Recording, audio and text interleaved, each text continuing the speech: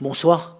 Comment analysez-vous les conclusions du rapport Moneyval sur Monaco? Ce rapport parle plus particulièrement d'une efficacité modérée. Avant toute chose, je souhaiterais saluer l'état d'esprit dans lequel s'est déroulée l'évaluation, le professionnalisme des membres de l'équipe du secrétariat du comité Moneyval et de manière générale le caractère très positif, très constructif de nos échanges. Ce rapport, aujourd'hui, comment l'analysons-nous? Tout simplement comme une reconnaissance du chemin parcouru, des progrès, des efforts accomplis depuis la précédente évaluation, mais aussi, bien évidemment, comme une incitation à faire plus, à faire mieux. C'est-à-dire que ce n'est pas le ton d'un avertissement, mais sur quel point doivent porter les améliorations?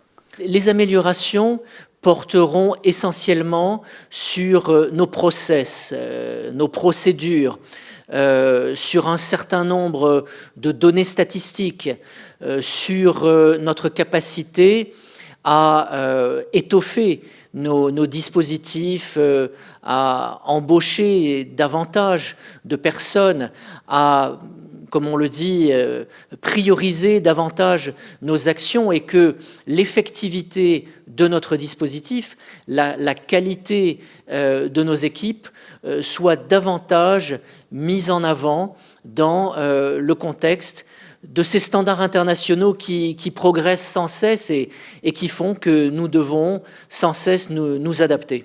Et ce qu'il faut savoir, c'est que ce sont non seulement les autorités monégasques, mais aussi le privé qui font l'objet du suivi de Moneyval et tout le monde travaille de concert. Là, je peux vous l'affirmer, c'est une équipe, une voix, c'est la Team Monaco qui a bien conscience des enjeux, que l'on soit dans une profession financière, que l'on soit dans une autre profession qui fait de vous un assujetti en matière de lutte anti-blanchiment, que vous fassiez partie d'un service, d'une direction, d'un département de l'administration monégasque, nous ne transigerons pas. Nous avons démontré par le passé que la principauté était capable de faire face à des défis comme celui que ce rapport nous présente, à mettre en œuvre dans les délais impartis les recommandations qui sont formulées. Je peux vous le dire, Monaco sera au rendez-vous en 2024. Oui, parce que ce qu'il faut souligner, c'est que ce rapport est publié aujourd'hui, mais d'ores et déjà, dans l'écart de temps, des mesures ont été prises pour aller dans le sens des recommandations qui sont formulées aujourd'hui. Oui, parce que tout audit, tout rapport comme celui-ci, c'est un instantané à date. Il y a eu une mission sur place qui a duré 2 semaines en février-mars de l'année dernière et bien évidemment, un certain nombre de progrès qui ont été accomplis depuis n'ont pas pu être pris en compte dans l'évaluation finale.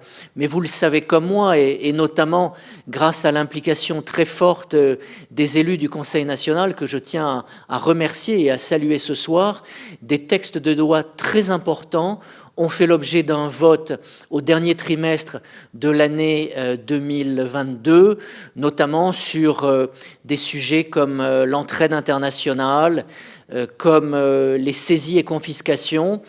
Et puis, nous avons complété la liste des assujettis. Tout cela, c'était des points qui avaient été mis en avant par les évaluateurs. Et ce qui est très positif, c'est qu'avant même que le rapport n'ait été rendu public, des mesures importantes, fortes, utiles de remédiation ont été mises en œuvre par les autorités monégasques. Mais alors, qui travaille sur ce dossier? Il y a en quelque sorte une task force, un comité de suivi qui est appuyé aussi peut-être par des experts?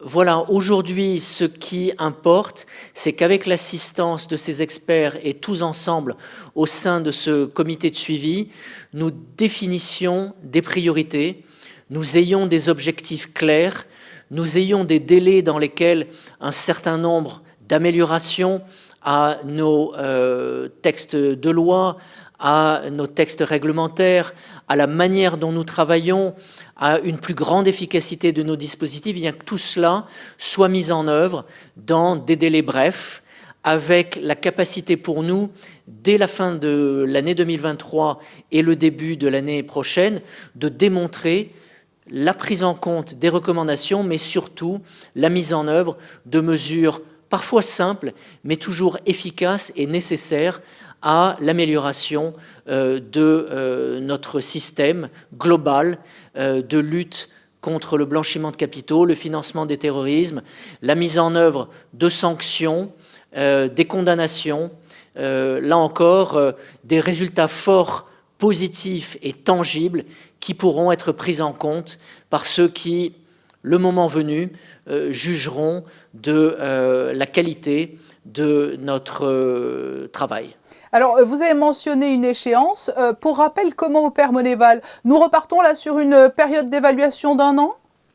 Nous repartons sur une période à l'issue de laquelle, au printemps de l'année 2024, entre les mois d'avril et de juin, un nouveau rapport sera présenté qui démontrera, une fois encore, que nous avons bien pris en compte ce qui nous était demandé, bien mis en œuvre ce qui était nécessaire, et nous sommes très confiants dans la capacité des personnes qui, le moment venu, analyseront ce rapport et ses résultats, de reconnaître qu'à nouveau, nous aurons parcouru un chemin très significatif et que nous aurons été au rendez-vous de nos engagements internationaux.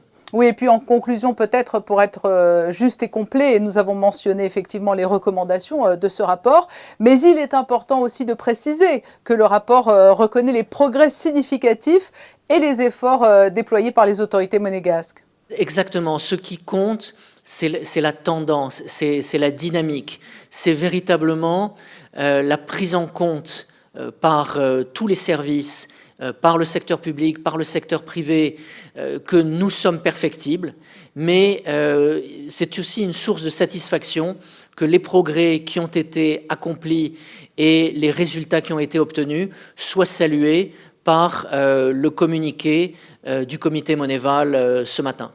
Merci Jean Castellini d'avoir répondu à nos questions après la publication donc aujourd'hui de ce rapport Moneval. Merci à vous.